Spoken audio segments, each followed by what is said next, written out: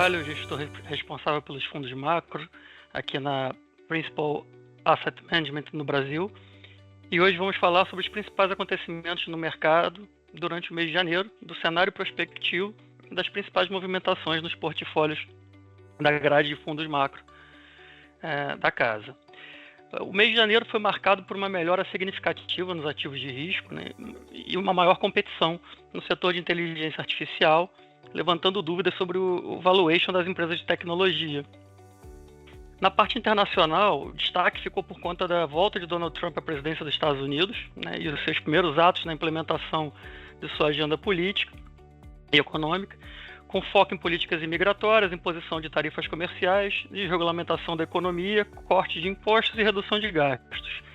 Esse conjunto de medidas combinadas tem impactos econômicos relevantes, como um mercado de trabalho potencialmente mais apertado, maior risco de pressões inflacionárias e possivelmente maior crescimento econômico.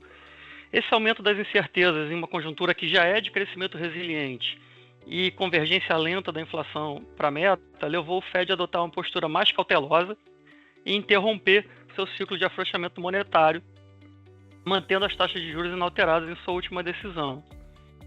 Ainda de acordo com a sinalização do presidente Jerome Powell, que reforçou que não há urgência para cortes adicionais e que as próximas decisões serão guiadas pelos dados econômicos e pelo balanço de riscos entre inflação e crescimento, nós acreditamos que o Fed deverá manter a política monetária inalterada por um longo tempo.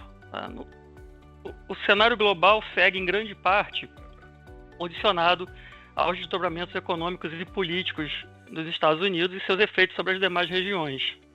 Políticas comerciais mais protecionistas devem ter efeitos negativos sobre economias já fragilizadas, como a China e a zona do euro, que enfrentam desafios estruturais e se mostram particularmente vulneráveis a uma escalada de tensões comerciais. Aqui no Brasil, o mês de janeiro foi marcado por uma melhora significativa nos mercados de juros, bolsa e câmbio, um ambiente político mais calmo devido aí ao recesso parlamentar, combinado com níveis de preços e uma posição técnica que refletiam um alto grau de pessimismo dos mercados, levaram a uma descompressão importante de prêmios nos ativos locais e reverteram parte da forte deterioração observada no final de 2024. Em janeiro, o índice Bovespa registrou uma alta de 4,9%, enquanto o real se valorizou 5,8% frente ao dólar e as taxas nos mercados de futuro de juros recuaram para patamares inferiores a 15%. Mas apesar dessa aparente calmaria, as perspectivas macroeconômicas pouco se alteraram no último mês. As preocupações com a sustentabilidade da dívida pública e o cumprimento e efetividade das regras fiscais atuais continuam sendo o principal fator de risco no horizonte. A falta de disciplina fiscal por parte do atual governo e os temores em relação a possíveis políticas expansionistas com viés eleitoral nos próximos anos minam a credibilidade dos agentes e limitam qualquer melhora mais consistente nos mercados.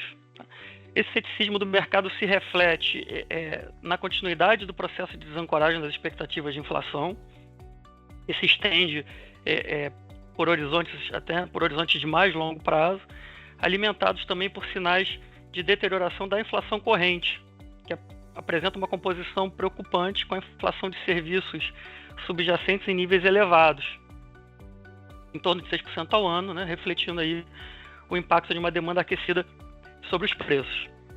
Diante desse cenário, em sua última reunião, o Banco Central entregou mais uma alta esperada de 100 basis points, levando a taxa Selic para o patamar de 13,25, conforme esperado aí por nós e pelo mercado, porém adotando uma linguagem um pouco mais suave do que o esperado para descrever o cenário prospectivo em seu comunicado, reiterando a necessidade de um novo aumento da mesma magnitude na próxima reunião, mas deixando em aberto os próximos passos após essa reunião de março.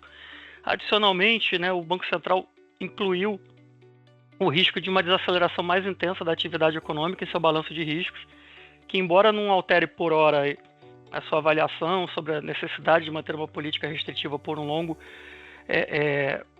período, sugere uma maior preocupação com a desaceleração da atividade na condução da política monetária à frente. Tá, um outro fator de incerteza que também vem ganhando relevância no cenário local, talvez prematuramente, mas é a perda de popularidade do governo, que ao mesmo tempo que suscita esperanças sobre uma possível alternância política, gera temores e questionamentos sobre quais medidas a atual administração poderia adotar em reação a esse cenário, né, e seus impactos sobre a economia. Então, nesse contexto, em termos de posicionamento das carteiras, na parte de renda fixa Brasil, nós reduzimos a posição comprada em NTNBs, né, combinada com a posição tomada com viés mais tático nos juros nominais. Iniciamos ainda uma posição em estrutura de opções de juros que se beneficiam de um cenário em que o Banco Central entrega menos altas do que está precificado hoje na curva de juros. Tá? E na parte de moedas né, de dólar real, nós operamos taticamente apenas o mercado de dólar real com viés comprador de dólar. Tá? Os books de juros e moedas domésticos responderam pela maior contribuição negativa para a performance desse mês. Na renda variável, a gente segue sem exposição direcional no book discricionário, né, por acreditar que a Bolsa brasileira se tornou menos atrativa diante da necessidade de um ciclo de aperto monetário intenso que visa desacelerar a atividade, mas iniciamos uma posição comprada em volatilidade do índice Bovespa. Já a estratégia quantitativa em ações teve contribuição levemente negativa para a performance no mês.